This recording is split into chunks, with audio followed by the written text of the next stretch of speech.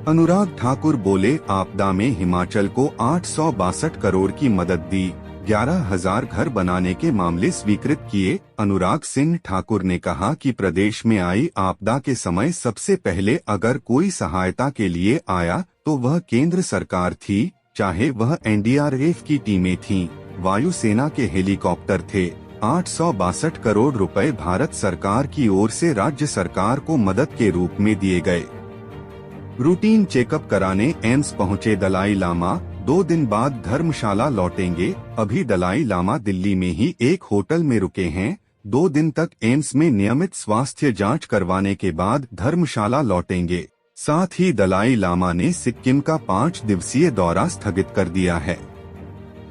World cup के मैचों से पर्यटन कारोबार ने पकड़ी रफ्तार, सैलानी कर रहे बुकिंग। ट्रैवल एजेंट्स एसोसिएशन के महासचिव मनु सूद ने बताया कि धर्मशाला आ रहे सैलानी मैच देखने के बाद लौटने के बजाय प्रदेश के दूसरे पर्यटन स्थलों के लिए पैकेज बुक कर रहे हैं।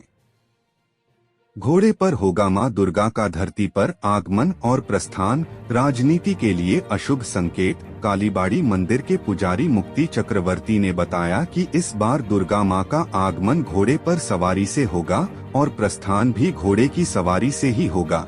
उन्होंने बताया कि घोड़े पर आगमन और प्रस्थान होना अशुभ संकेत है। सीएम सुक्खू बोले, सरकारी स्वास्थ्य संस्थानों में खुलेंगी सस्ती दवाओं की 52 दुकानें। मुख्यमंत्री सुखविंदर सिंह सुक्खू ने सरकारी स्वास्थ्य संस्थानों में 52 उचित मूल्य दवा की दुकानें खोलने के निर्देश दिए। डिपो का राशन लेकर जा रही जीप खाई में गिरने से चालक की मौत। गाड़ी को खाई में गिरता देख आसपास के लोग तुरंत मदद के लिए पहुंचे। घटना की सूचना मिलते ही भरमौर थाना की टीम भी मौके पर पहुंच गई। स्थानीय लोगों की मदद से पुलिस ने गाड़ी में सवार चालक का शव खाई से निकाला। आभार रैली में कर्मचारियों के साथ कैबिनेट मंत्री जगत सिंह नेगी ने डाली नाटी। जगत सिंह नेगी के मंच पर आते ही तालियों और जिंदाबाद के नारों से पंडाल गूंज उठा। इस दौरान कैबिनेट मंत्री जगत नेगी ने पारंपरिक वाद्य यंत्रों की धुनों पर कर्मचारियों के साथ नाटी डाली।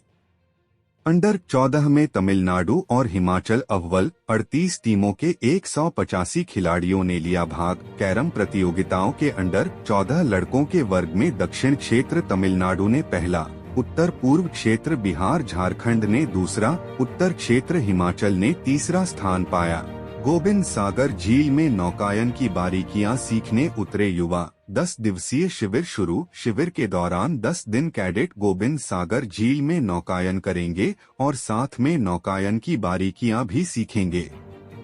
पीढ़ी में विद्यार्थी सीख रहे रिवर क्रॉसिंग के गुर। राफ्ट में बैठ ब्यास की गहराई भी नापी। प्रशिक्षण में शामिल होने वाले प्रतिभागियों में काफी उत्साह देखने को मिल रहा है। अटल बिहारी पर्वतारोहण संस्थान मनाली के निदेशक अविनाश नेगी ने कहा कि कोर्स 12 अक्टूबर तक चलेगा। भाखड़ा सर्विस स्टेशन में भरे जाएंगे विभिन्न पद। साक्षात्कार 10 अक्टूबर को। इन पदों के लिए उम्र 20 से 30 साल निर्धारित की गई है। तकनीशियन और सिक्योरिटी गार्ड के पदों के लिए महिलाएं पात्र नहीं होगी। पीजीआई में हिमकेयर से नहीं मिल रहा कैशलेस उपचार, खर्च करने पड़ रहे पैसे। तीमारदारों को पहले उपचार के लिए एस्टिमेट लेना पड़ता है, इसके लिए भी धक्के खाने पड़ रहे हैं। बताया जा रहा है कि इस प्रकार की दिक्कत बीते 6 माह से है।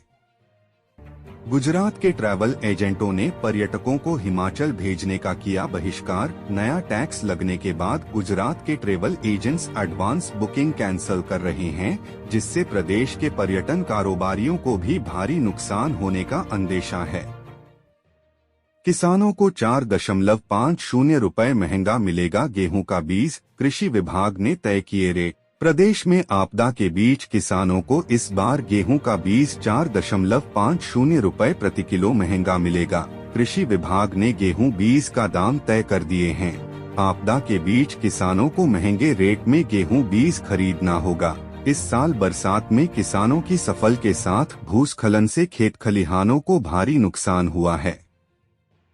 मंडी पुलिस ने जारी किया आत्महत्या रोकथाम हेल्पलाइन नंबर। इस नंबर पर जानकारी देकर आसपास किसी भी मानसिक रूप से परेशान व्यक्ति और आत्महत्या जैसा कदम उठाने की आशंका होने की सूचना देकर किसी की भी जान बचाई जा सकती है। आर्टिफिशियल इंटेलिजेंस तकनीक से लैस कोल्ड स्टोर में रखा जाएगा शिमला की छोहारा घाटी का सेब। शिमला जिले के रोहड़ू की छोहारा घाटी का सेब एआई आर्टिफिशियल इंटेलिजेंस तकनीक से लैस मॉड्यूलर कोल्ड स्टोर में रखा जाएगा। भारत जर्मन तकनीकी सहयोग परियोजना GIZ के तहत 3 मॉड्यूलर कोल्ड स्टोर स्थापित होंगे। हिमाचल बिजली बोर्ड में पुरानी पेंशन बहाली के लिए कमेटी गठित। प्रदेश सरकार के सभी विभागों और उपक्रमों में पुरानी पेंशन को बहाल कर दिया गया है। बिजली बोर्ड प्रबंधन ने इस फैसले को अभी लागू नहीं किया है। करीब 6 माह से बोर्ड के कर्मचारी सरकार के इस फैसले के लागू होने का इंतजार कर रहे हैं। जिला परिषद कैडर कर्मियों को कैबिनेट से उम्मीद। पंचायती राज मंत्री बोले, सब कमेटी बनाएंगे। कर्मचारियों का कहना है कि अगर सरकार मंत्रिमंडल की बैठक में हमारी मांगे पूरी कर देती है तो हम काम पर लौटने को तैयार हैं।